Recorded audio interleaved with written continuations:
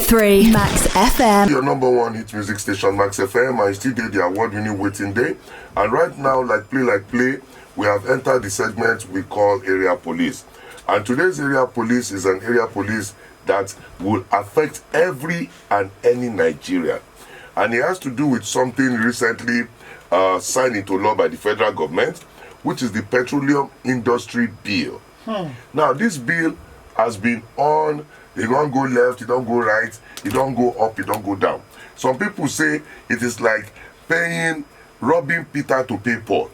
Some people are saying no, it's a welcome development for the petroleum industry in this country so that Nigerians will get a lot of benefit from the petroleum industry. Some people are saying we don't even need this petroleum industry bill, while some people are saying it is long overdue, because the bill is supposed to overhaul the processes of the petroleum industry. So that is why today we say that something, because when it comes, say if they say strike today, some doctors they strike, we still they move on. If they say bread workers go on strike, we are still okay. But if petroleum industry strike, the whole country will come to a halt. One time. Which is why it is very, very important that we understand the petroleum industry bill that has just been signed into law by Mr. President. So we will do our best to get the best. We will definitely go to the presidency. We must reach Abuja, Aso Rock presidency. May they tell us what the petroleum industry bill is about, and of course the benefit to Nigerians. And we're still going to get a consultant to come and tell us another angle to the petroleum industry bill, because we need to exercise and check out all the angles. Some people are saying no, 1% is not enough for one area, 1% is too much for one area. Why are you taking these people's money to pay for this money? These people don't deserve this, blah blah blah blah blah blah blah blah blah. Let us disagree to agree on moving Nigeria forward. So therefore, we go for this break. When we come back, we are going to get our private jet, and we are flying straight to Aso Rock in Abuja to the presidency. Let the presidency tell us what the petroleum industry bill is about, so that we have a better understanding. The things wey dey inside. How if it benefits the common man? How is it benefiting only the rich or not? Is it something that will pay us on the long run? Is it something that will feel the effect immediately? Because some policies they in the next 7 years we never feel them. Just cool down. Some policies they no. We don't feel them. We don't know which level we did. Then again, what is the role of subsidy or no subsidy for this new in one this petroleum industry bill? Correct. Because we don't hear this. If they remove subsidy, petrol go enter 300, and it's going to be open market. Other one. Let us try our best today on Waiting Day, and we'd like to say thank you to everybody that's made Waiting Day over 1 million listeners every day. Thank you. So let us make it worth your while by giving information that concerns all of us. Anything will happen inside river. If you know concern fish, you go concern crab. You must concern somebody. They meet yourself. Don't forget, this is your number one hit music station, Max FM.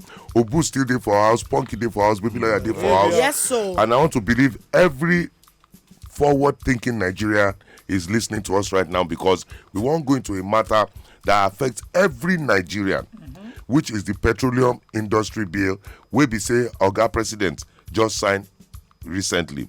And a lot of people get so many concerns concerning this petroleum industry bill. Some have said it is worth it, some have said it is not worth it. And like we promise everybody, say, may we go to the seat of power where the bill come from. Say, come, Oga, this petroleum industry bill, what is it even all about? That is why, like we said, we are going straight to the presidency in Abuja, and we have on the phone with us our brother, our friend, the one and only Ajuri Ngelale. Oga, good afternoon, sir. Good afternoon to you, my dear brother, and good afternoon to the great people of Lagos. How is Abuja? How is the presidency? It is calm. It is calm. We like that. So, sir, let's go straight to the matter waiting for ground. Before we called you we were talking about the petroleum industry bill, because there's been a lot of brouhaha over this bill. You go pay us, so you don't go pay us, so one thing, no.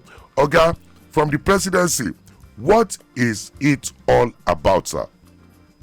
Thank you very much, first and foremost, for this opportunity. Let me just say that, this bill has been, as most Nigerians know, has been the subject of national conversation now for decades, and nothing has been done. And many Nigerians know why. The political intrigues, the selfish interests of corrupt politicians and malign actors, even within international oil companies, and the kind of wicked collusion that we've seen between those two groups over the years have led us to a point where this reform had not been possible. But I'm, of course, very proud to say, as the Senior Special Assistant to Mr. President on Public Affairs, that President Muhammadu Buhari has done, finally, what Nigerians have wanted. He has now brought into manifestation the Petroleum Industry Act. And for Nigerians to fully appreciate what this means, I'm going to very carefully break this down for everybody to understand. Let me first start from the fact that you now have a conversion of the NNPC, the Nigerian National Petroleum Corporation, into the Nigerian National Petroleum Company Limited. It is now going to be converted to a limited liability company operating under the rules and regulations as stipulated by CAMA. It is no longer kind of the slow to adapt, very large government bureaucracy. It is now going to be commercially focused, totally profit-oriented in terms of ensuring that it delivers to its shareholders what it must, in conjunction with the laws and regulations guiding it under CAMA. Now, in addition to that... Sorry, sir. What is CAMA? CAMA is the Companies and Allied Matters Act that was passed, which basically was legislation that President Muhammadu Buhari was able to sign into law, that basically put new rules and regulations around the methods of transparency for proper conduct of business administrators across the country. Okay, so we're good. We're good. So on that one is done. So now you're going to have a limited liability company operating on behalf of all shareholders in the country, which are Nigerians. Now, how this is going to work is that the president was adamant that this bill would finally inject an unprecedented extent of transparency in the oil and gas sector never before seen. In specific terms, he has put in place a mandate that every single year there will be an independent audit conducted by independent auditors on the finances and books of all stakeholders in the sector. Wow. That means the international oil companies, the indigenous oil and gas companies, all of the actors operating in the sector must open their books every single year for independent auditors to come in and audit their books, and those audit reports will be made public to the Nigerian people. That has never happened in the history of this country. Secondly, Mr. President did not stop there. Because we have had the kind of history we have had with the wretched administration of the sector over several decades now, the president said, look, it's not enough just to watch over the companies. We must also watch over those who are supervising the sector. Let's watch even the supervisors. So what he now did was the two major regulatory institutions that are being birthed by this act, the Nigerian Upstream Regulatory Commission and the new Nigerian Midstream and Downstream Petroleum Regulatory Agency. Two of them are now mandated by this act to open their books to independent auditors for financial audit every year, for the same audit reports to now be made public to Nigerian citizens for the first time in our history. So the entire sector is having their books opened up annually. Then the other part, which is very critical, is the president now put in place very stringent and severe financial penalties and sanctions for any operator in the industry who gets involved in the kind of malign practices we've seen over the past few decades. So, for example, there are now sanctions attached to things like tax avoidance, tax defaulting, to things like non-remittance and under-remittance of royalties and monies owed to the Federation. Also sanctions for things like erroneous accounting practices within their corporations, under-reporting profits, etc. All of these things now, with the financial audit being conducted by the independent auditors every year, will now attract a heavy sanction for those who are engaging in those practices. All right, so sir. that has been done. But I think the major element, my brother, is the issue of host communities. Mm-hmm. We know You know that has been a major sticking point over the decades. Yes, very true, sir. We did listen. Yes, that, this issue of, we have done 13% derivation to the Niger Delta states, to the oil producing states. Now, I think if you ask Nigerians, especially people like me who are from the Niger Delta, I'm from LMN local government area, River State. So I know where the shoe is pinching the foot. The people of the Niger Delta will tell you that derivation, they know they say I'm for ground, or waiting day ground, they match that money.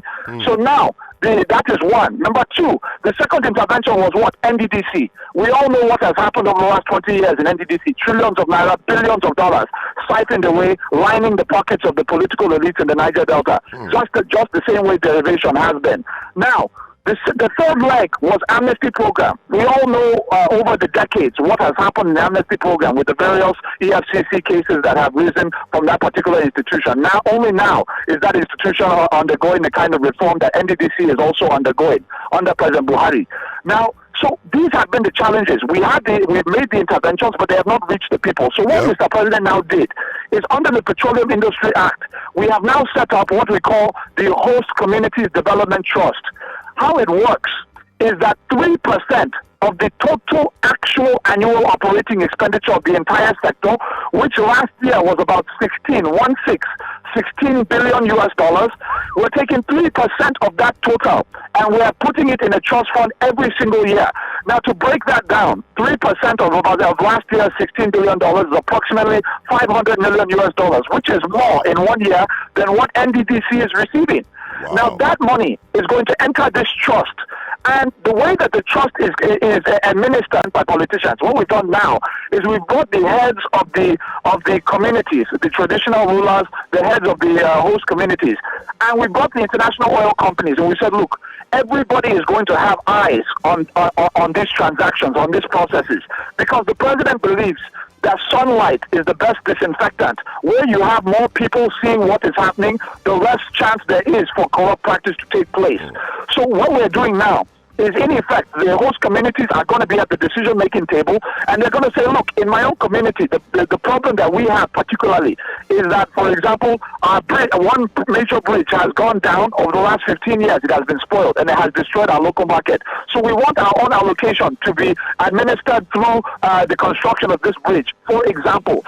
So they are at the table determining how the resource is going to be spent in the benefit of not just their elites, but the actual community with development on the ground.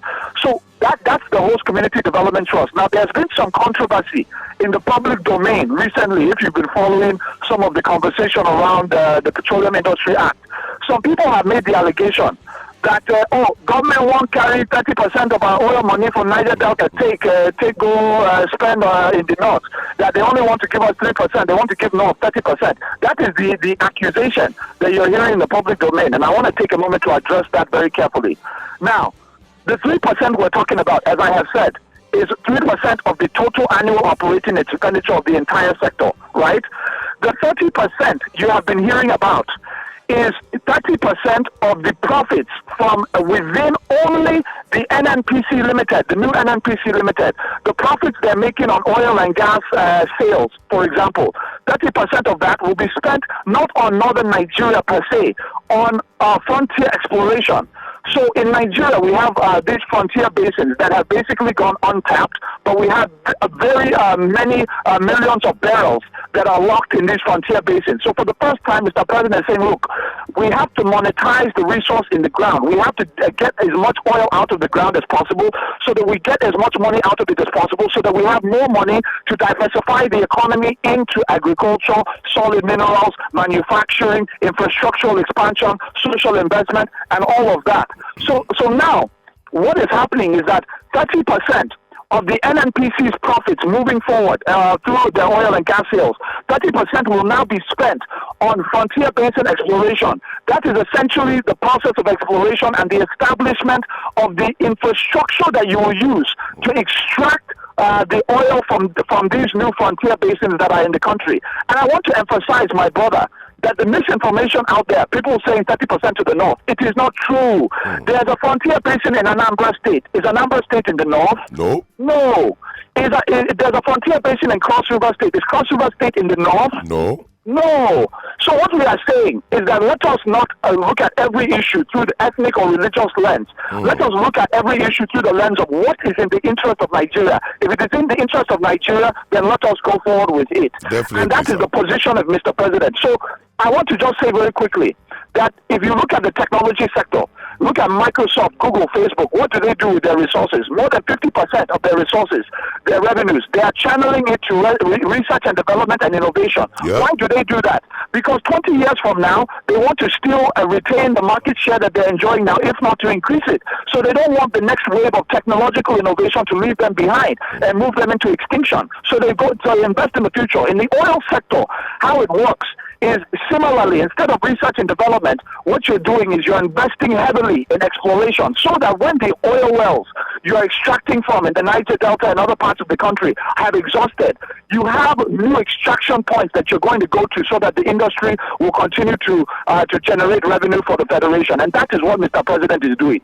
And we just spoke to a very, very prominent person at the presidency in Aso Rock, talking of the senior special advisor to President Muhammadu Buhari, and he has said the good, wonderful things that we are to expect from the Petroleum Industry Act. But that is from the government angle. Yes. We are now bringing in our own independent consultant to talk to us about this thing, and he's already smiling. Tolu, what is so funny? No, like it's a critical matter. It's very critical. Because this thing affects every Nigerian. Of course, but truly, make we look at from different angles. Yeah. He get positives. He gets in good aspects. He gets good intention. Tell us because you know, say Nigeria, our oil and gas industry, and the laws we govern them now 1960 something, I guess. What? If you have to look at the years, 1960 something. 1963. All of 63, right? Those years, those laws are obsolete. You know, they don't come out. They don't. Even the dress where they wear there, they still wear them. They don't wear them again. So, but if I go remember small, say even this same PIB, who we say we just turn to PIA now. It don't go through so many manipulations, so many rearrangements, a lot of, you know. But get one time say we break them into like 4. We say governance aspect, host community aspect, we just broke it down just because we wanted to. But one thing I would say is this thing, interest, they part of the issues. Interest, they part of the issues. You know, personal and some people not generalize to some guy general interest. Okay. But the thing we say government has done well. With this let's be talk through. But it is not Uhuru. It is never perfect. Okay, never finish. Because as they don't pass the thing now, we don't begin here host community wahala.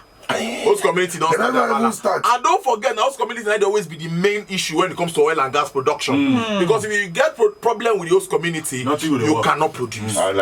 If you produce, issues can come up. You might not be able to lift. Yeah. So even the people that work in Nigeria time, while they go run. Of course. So, but government don't come out to explain again because 3% of a particular profit and all of that is what should be given to them, I think. And approximately with what's in there on ground, I think from projections and all of that, they are saying it's about $500 million. Yeah. Per community? Yes. No, I don't think that's for community. We'll move to that community now. It's for everybody generally. But another argument one day, say you get 130%.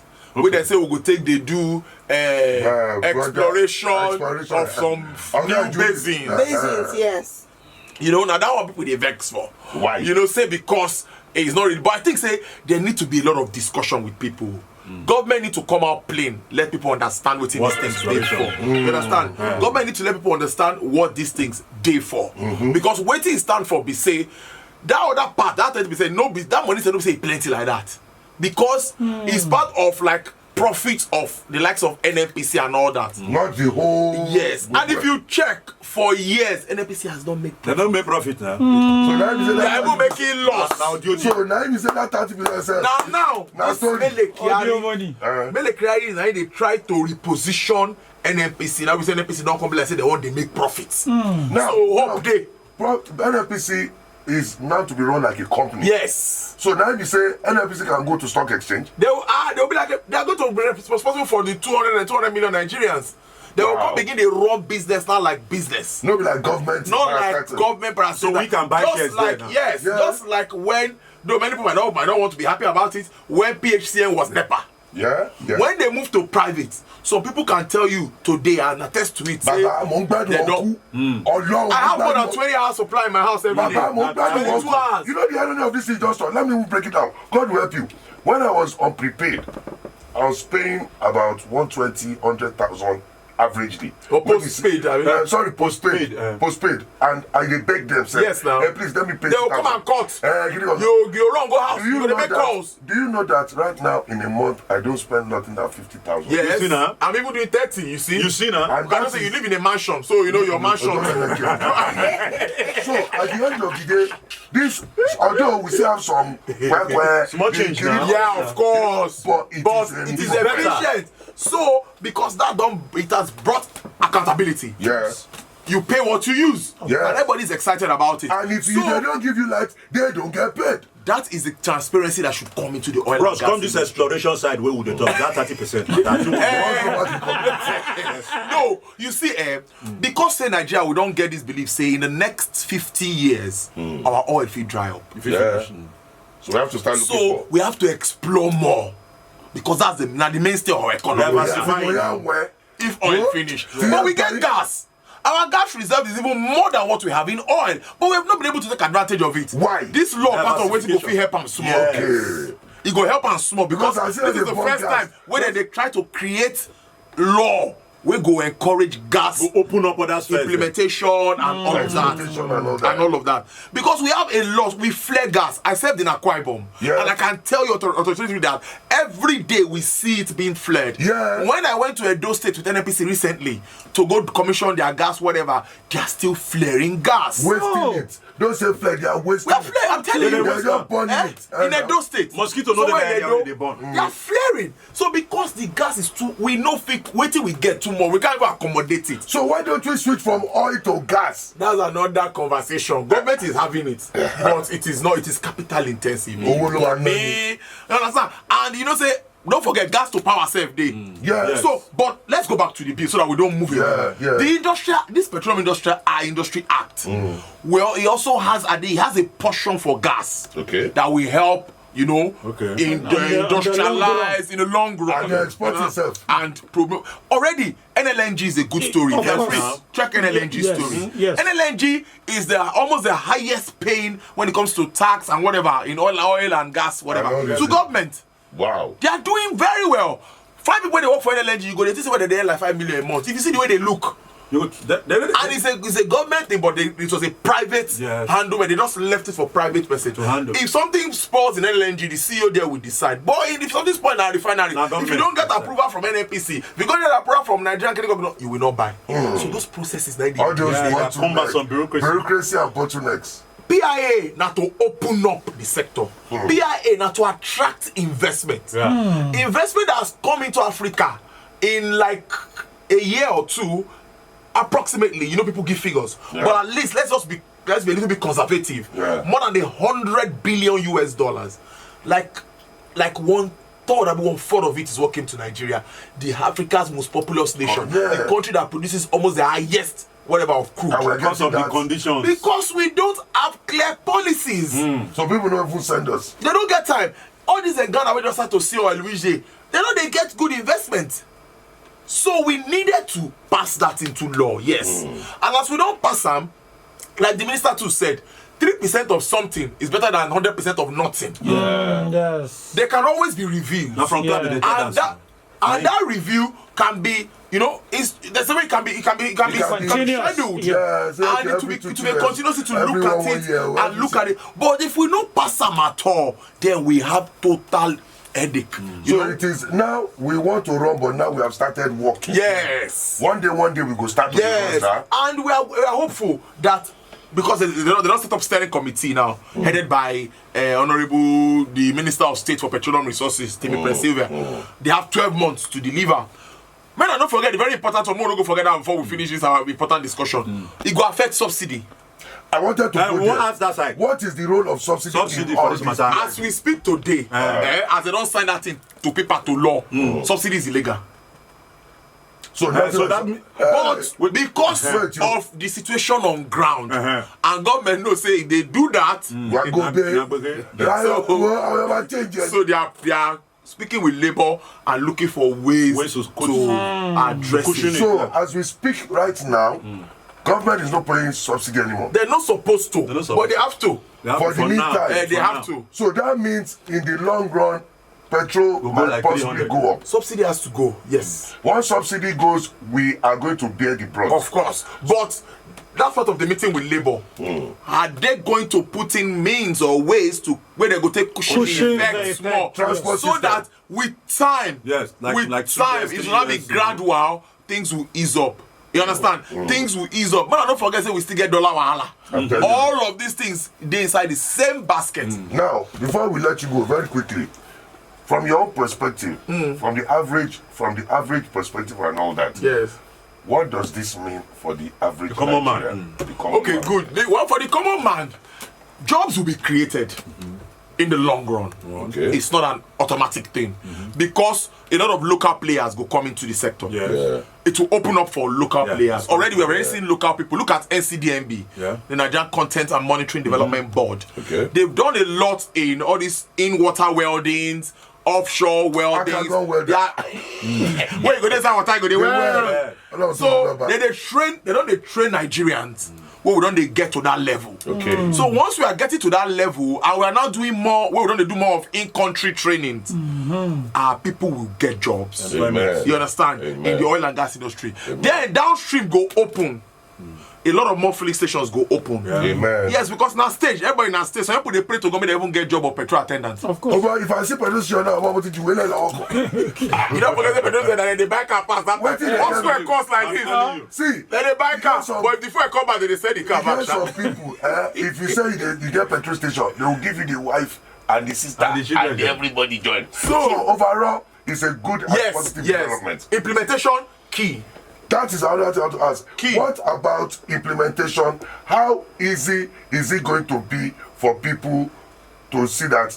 You know what I'm saying? That's why government don't come in. many engagements. Government has to continue to engage people in languages that they understand. Confirm. Engage the northerners, engage the southerners, engage everybody in the language they understand. Government does not have money. I'm not a government spokesperson, but I'm a Definitely. business journalist. I've been doing business for like 15 years. You don't say what they call you. So if I don't say the truth, I'm just deceiving myself. Federal Allocation Committee, NNPC cannot contribute money to FAC again because of subsidy. So that's why the governors already by themselves are saying self-fuel at 380. So that make everybody do The okay. governors know that they will get more money from FAC. NNPC will not have to pay that money again. So they will give them. The governors have more money. But it is now federal government that is saying no. We cannot start to sell for like let's consult. Because when the backfire go come, the government. Anyway, not be Hit music for Lagos. 102.3 Max